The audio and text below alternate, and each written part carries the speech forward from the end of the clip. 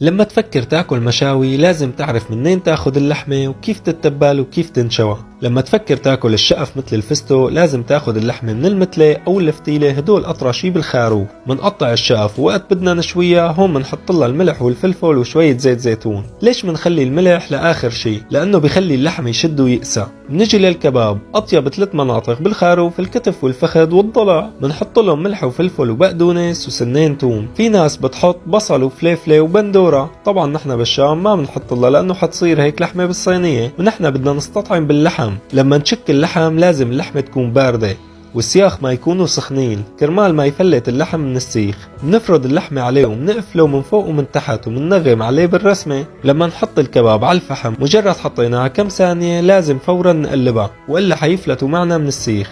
ان شاء الله تكونوا استفدتوا من هاي المعلومات، واذا عجبكم الفيديو لايك واشتراك بالقناة. كان معكم الشيف بلال، سلام.